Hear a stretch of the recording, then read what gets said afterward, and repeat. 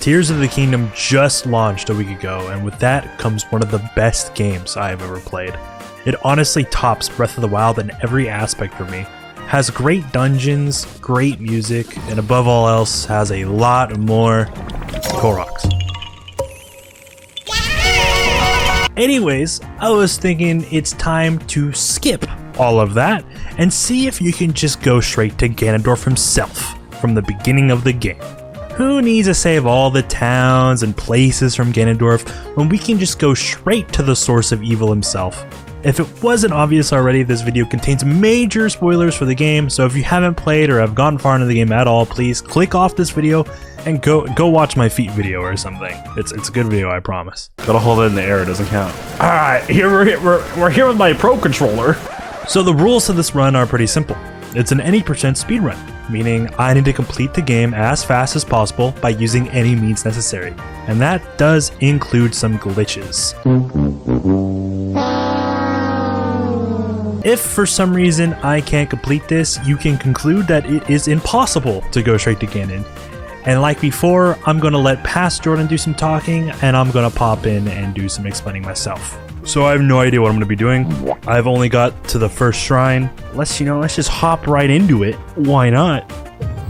With a Zelda speedrun comes a long intro sequence that cannot be skipped. Yes, unlike Breath of the Wild, there is currently no known way on how to skip this intro cutscene, and honestly, who knows if there ever will be. That means we have to guide Zelda all the way down the dried up remains and watch this incredibly long, but very cool, cutscene. At least it's a cool cutscene, right? Right after waking up, we obviously grab the Master Sword and sprint our way out of this new, or old, Shrine of Resurrection.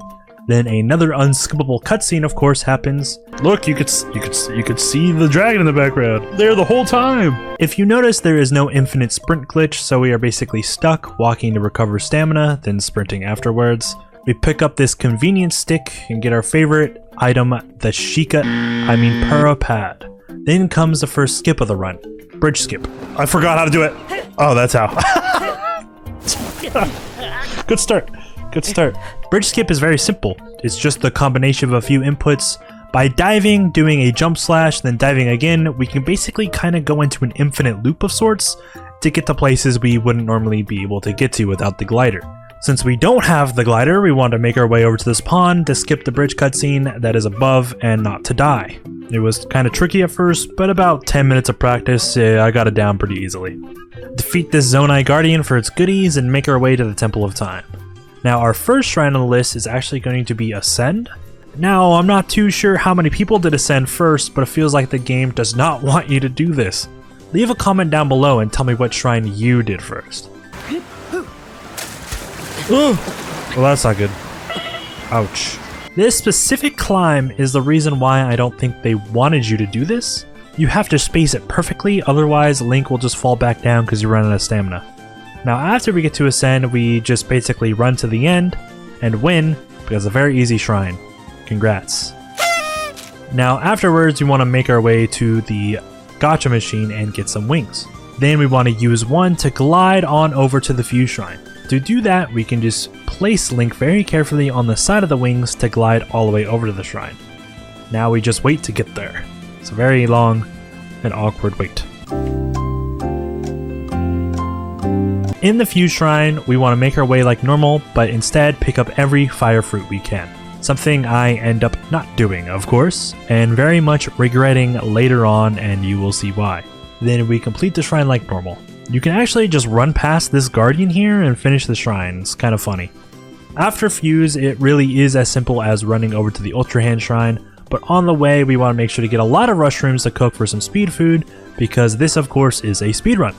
In the Ultrahand shrine, you don't actually have to do any puzzle. You can just finagle this little platform here in a way to climb up. Then on the hook part of the shrine, you can just rail grind to the end like Sonic the Hedgehog. Now after making your way towards Temple of Time, the game wants you to backtrack all the way back to the Shrine of Resurrection or whatever they call it. And by using the rewind ability, you can make your way all the way up to the last shrine, but we won't be doing that. By simply using Ascend right here, we can just climb up and skip all that wheel nonsense. And then the shrine really is as simple as rewinding and running to the end. After going back and getting the heart, opening the door, we finally find the Master Sword cutscene. And instead of jumping into the water way down below, we can simply just spawn a wing and use it to glide over to Lookout Landing. It's very convenient. There are very small puddles of water surrounding the base, so we have plenty to jump into one of them. Over here. After meeting Purah, we can pop a speed food and make our way over to this chest for a topaz, which we will dupe later on, and then grab this shrine for a teleport. Now after entering Hyrule Castle, we can simply use Ascend in a few clever ways and talk to Hawes for the main quest. Zelda's vibing out. And she's gone. Goodbye. Then we just teleport back, finish up the quest to get the glider. Now this is where we want to start collecting some things. So if we come over to this guy and Lookout Landing, we can get some free swords, which we will take advantage of for a very important fight coming up. We simply go back to the castle, ascend in the same spot, and enter through this grate. Here you want to open this chest, because you get a diamond that we will end up duping. We should have 2 diamonds, and then you also want to dupe topaz to get 10 topaz. We're just duping everything. Okay, I'm just gonna get a bunch. This is all for the final fights coming up, so these are very important. Now just glide down, kill this Boko with a sneak attack, and grab some nanas. Go ahead and dupe them nanas, and make sure you have enough for some attack up food. Now we can make our way to the big bad himself. In the depths, we want to make our way through this gauntlet of enemies, but making sure to grab some materials on the way. We are supposed to grab some key swings, but I accidentally skipped them because I'm the genius. We want 2 weapons fused with diamonds. The Royal Guard sword allows us to do more damage in a flurry rush, and the Knight sword allows us to do more damage with 1 heart. That's right, we do this full boss rush on just 1 heart. If I get hit once, it's over. But we aren't going to Ganon like this. No. We need to kill this lynel for its pieces. So here comes a long process of doing just that. Alrighty then!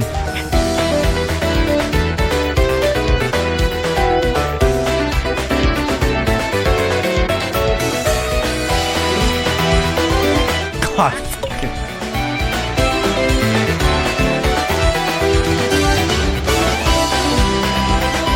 Don't you fucking dare.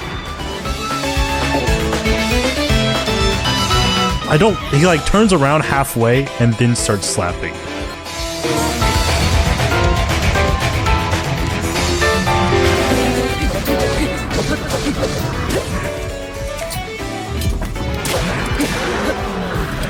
After finally killing the lynel, we make our way through and pick up some materials on the way. Oh no, there's hands down here? What? Oh, fuck. Who put those hands there? Ah! Oh! And here comes the hardest part of the run, the final boss rush. Since we didn't do any of the dungeons, that's right, all those bosses from those dungeons fight us in this moment. So we need everything we can get to do it. By abusing bomb shields and the topaz, we can finish the Demon King's armor with ease and then the eventual dungeon boss rush. If only it was that easy. The next few hours were the hardest Tears of the Kingdom could possibly get.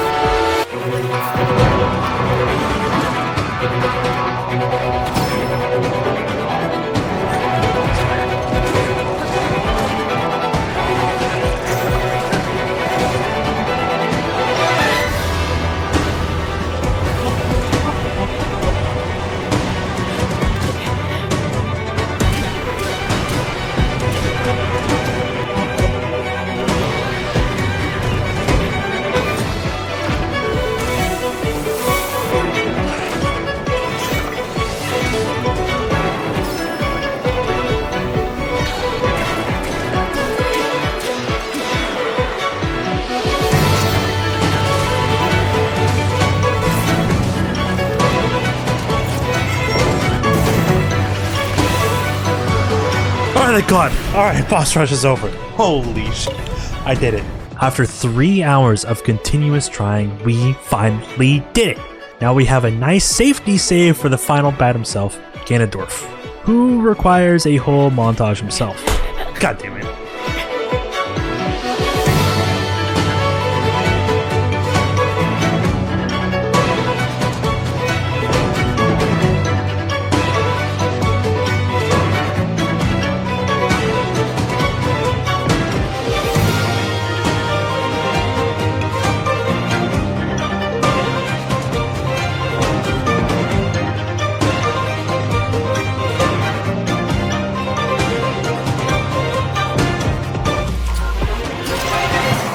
Fuck you. Alright, he's dead. What the fuck do I do now? A badass fight into a Dark Beast level fight. The Demon Dragon is a very free and requires really no thinking. Oh no, I just fucking reset by accident. God damn it! After all of that, I accidentally reset the timer and had to undo my stick because timing of the run ends on grabbing Zelda as she falls. Ah! Grab! Now it's done. With grabbing Zelda, that completes this beast of a challenge. To answer the question, yeah, you can go straight to Ganon and defeat him, but it is literally hell. Very fitting for the Demon King himself. I'm very excited to see where Tears of the Kingdom speedrunning goes within the next few years. I know I'll be for sure grinding this category down to see how fast it can go. If you want to see how the attempts go, make sure to go follow my Twitch and stop by. I'll be for sure working towards building my knowledge of this game for the eventual 100% damageless run in the near future. So if you're looking forward to that, stay tuned. Thank you so much for watching. You need a single sage. No, you need a single sage. Shit's whack. You did it. Me. I did. You really did it. I did it.